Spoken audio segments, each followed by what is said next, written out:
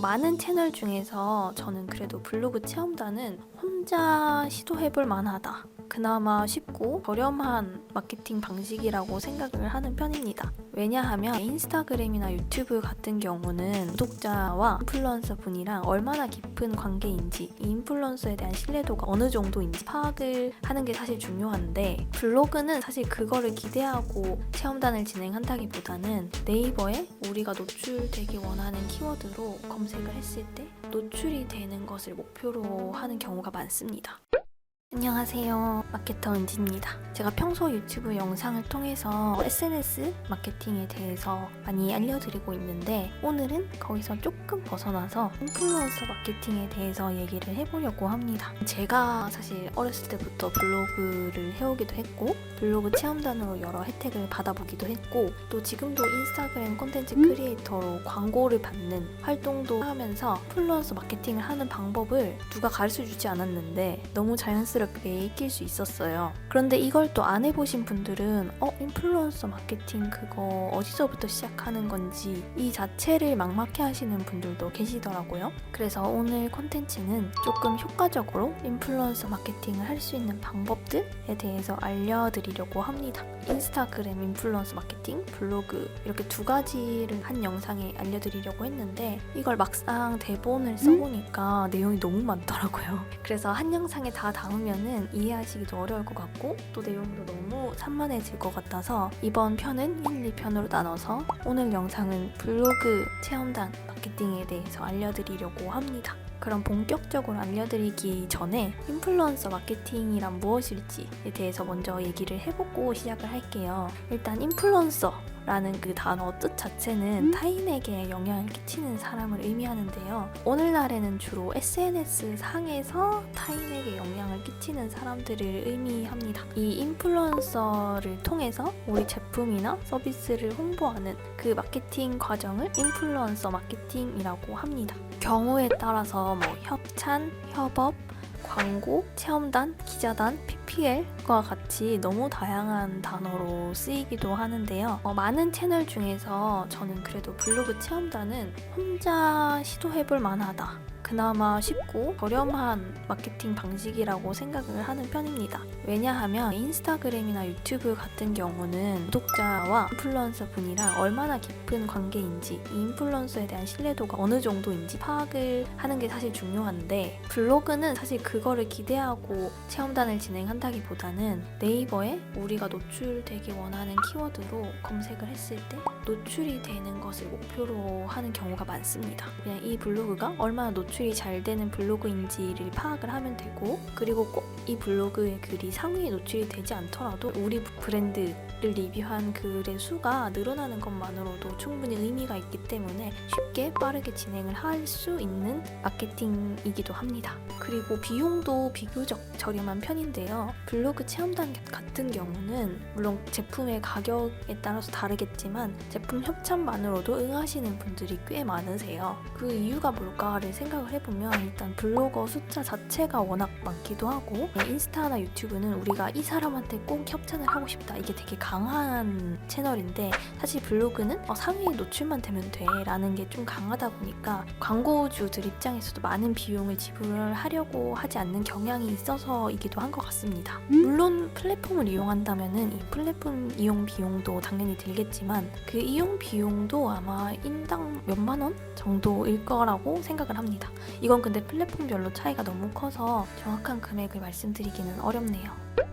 그러면 블로그 체험단 모집을 직접 하는 방법에 대해서 알려드리도록 하겠습니다. 앞에서 제가 플랫폼 얘기를 했었는데, 사실 플랫폼을 이용한다고 해도 이 부분들을 다 알고 있어야 플랫폼을 좀 더 지혜롭게 사용을 하실 수 있습니다. 블로그 체험단 모집 첫 단계는 키워드를 확보하는 것입니다. 나는 어떤 키워드로 우리 제품, 우리 서비스가 노출이 됐으면 좋겠는지, 이거를 조금 다양하게 확보를 해두는 게 필요합니다. 제가 진행을 하고 있는 한 업체의 경우는 부산 쿠키 맛집, 해운대 쿠키, 센텀시티 카페, 부산 파르페, 부산 딸기 카페 등 노출이 원하는 키워드들이 굉장히 다양합니다. 일단 시즌에 맞춰서 그 키워드를 선정하기도 하고, 우리 가게의 위치, 그리고 우리 가게가 가지고 있는 제품명을 조금 더 상세하게 넣어서 키워드를 다양하게 확보를 하는 편이에요.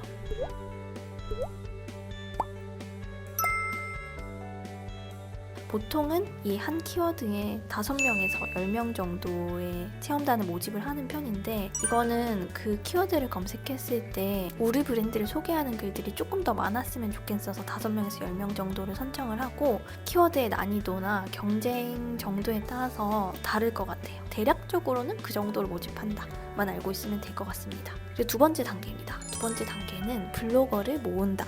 인데요. 이 단계에서 그 플랫폼을 사용할 수도 있고 직접 컨택을 해서 모집하는 걸 선택할 수도 있을 것 같습니다. 저는 플랫폼 이용을 완전 추천하는 판은 아니긴 한데 그 이유를 말씀을 드리자면 일단 첫 번째로는 플랫폼은 좀 케바케가 큰 편이기 때문입니다. 일단 좀 유명한 플랫폼들을 이용하면은 그래도 괜찮습니다. 나름 양질의 블로거들을 많이 모을 수가 있거든요. 근데 정말 유명하지 않은 그런 체험단 사이트 같은 경우는 사이트만 들어가 봐도 모집 창이 열려 있는데 이게 모집 인원 숫자에 비해서 신청 인원 숫자가 극도로 적은 경우가 훨씬 많아요. 어떻게든 숫자만 차면은 이 블로그 모았다라고 얘기를 하는 경우가 있어요. 근데 보통 사장님들이 플랫폼을 이용하는 이유는 정말 그냥 블로거를 모집하고 싶다기보다는 조금이라도 영향력 있는 블로거를 모으고 싶어서잖아요. 근데 그러기에는 사실 플랫폼 자체가 유명하지 않고 사람이 없기 때문에 신청을 하는 사람이 없어서 양질의 블로거가 아닌 정말 뭐 1일 방문자 수 100명도 되지 않는 그런 블로거들만 모이는 경우가 사실은 많습니다. 그래서 플랫폼을 일단 추천하지 않고 두 번째로는 정말 몇천 명, 하루에 몇천 명 들어오는 그런 블로그를 운영하시는 분들은 사실 플랫폼에 잘 들어가지 않습니다.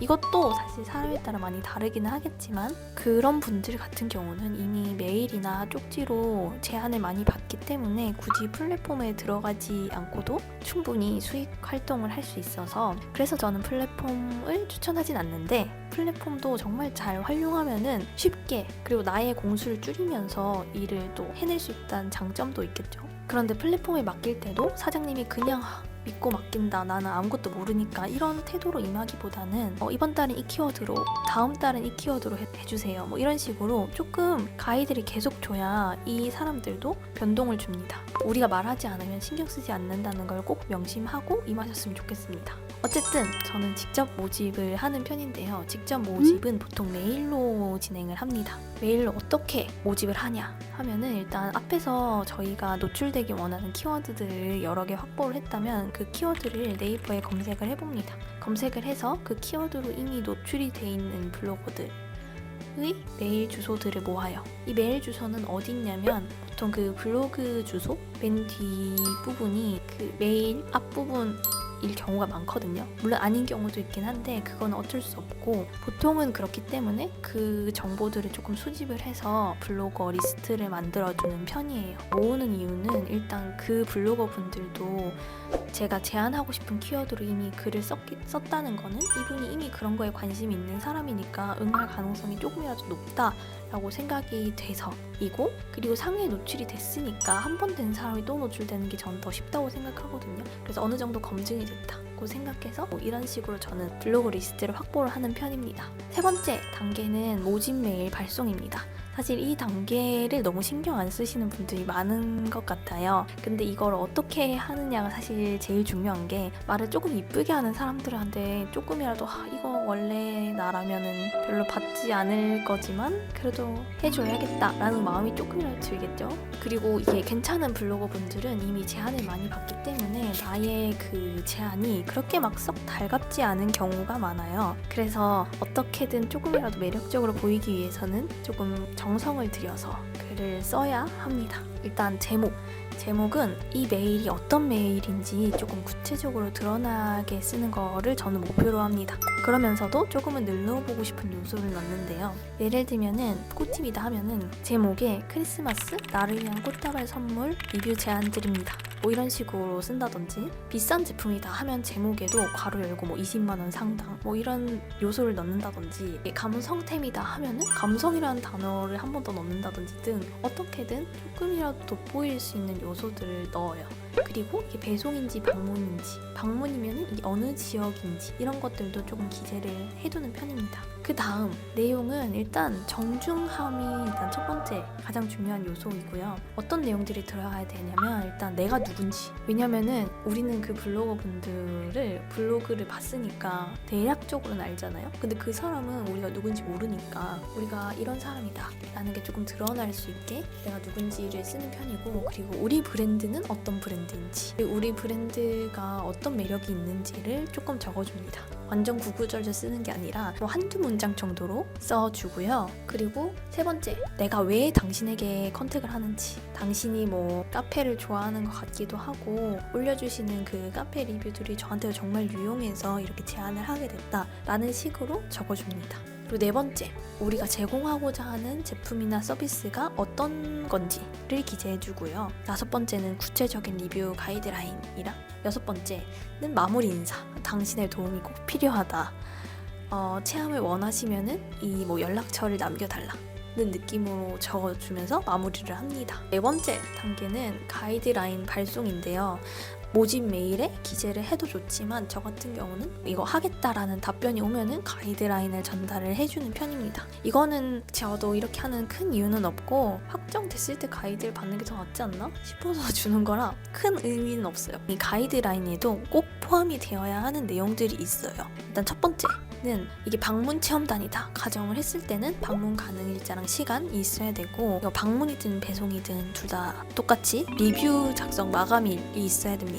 리뷰 작성을 언제까지 해야 된다 이거를 안 적으시는 분들도 꽤 있으신데, 사실 블로그 분들은 항상 쓸 글들이 넘쳐나시는 분들이기 때문에 이걸 안 적어두면은 우리의 리뷰는 되게 차일피일 미뤄질 수도 있어요. 그래서 이거 반드시 적어두는 게 좋고요. 혹시나 우리가 원하는 기간에 이게 작성이 안 됐을 때도 이거 언제까지 작성을 해주셔야 된다 이런 거를 적어야 왜 안 적었냐라고 할 수 있는 명분이 생기니까 그런 건 적어두는 게 좋습니다. 두 번째는 키워드인데요. 메인으로 써야 되는 키워드, 그리고 뭐 서브로 써야 되는 키워드 한두 개 정도를 보통 보내주는 편입니다. 그리고 키워드를 몇 회 써야 하는지도 구체적으로 명시를 해주는 게 좋아요. 제목에 1회, 본문에 3회 뭐 이런 식으로 구체적으로 적어줘야 블로거 분들이 지킵니다. 세 번째는 사진이랑 영상 개수인데 사진도 뭐 10장 이상, 15장 이상 이런 식으로 가이드를 명확하게 줘야 되고, 영상도 30초 이내 영상 1개 이상 이런 식으로 가이드라인을 조금 더 구체적으로 줘야 합니다. 그리고 만약에 우리가 꼭 들어가야 되는 장면, 사진 같은 게 있다고 하면은 그 부분도 기재를 해주면 좋습니다. 네 번째는 만약에 매장이 있다면은 뭐 네이버 지도 그리고 웹사이트 링크 같은 것도 넣어달라고 요청을 하면은 좋습니다. 지도를 넣으면 당연히 스마트 플레이스 상승 에도 도움이 되기 때문에 좋고, 그리고 웹사이트 링크가 있어야 이걸 리뷰를 읽고 혹시나 전환이 될 확률이 높기 때문에 웹사이트 링크도 있다면 적는 것을 추천드립니다. 이 정도 내용들은 가이드라인에 꼭 들어가야 된다고 저는 생각을 해요. 네, 오늘 여기까지 어떻게 하다 보니까 너무 길어진 블로그 체험단 마케팅에 대한 내용이었는데요. 블로그 체험단이 요즘 시대에서는 거의 그냥 기본 중에 기본으로 되었잖아요. 그러다 보니까 이왕 할 거면은 정말 제대로 하셨으면 좋겠고, 이 오늘 영상에 나왔던 내용들 토대로 내가 지금 하고 있는 것도 괜찮은지 점검해 보실 수 있었으면 좋겠습니다. 그럼 오늘 영상이 도움이 되셨다면은 좋아요, 구독, 알림 설정으로 저를 응원해 주세요. 감사드립니다. 다음 영상에서 만나요.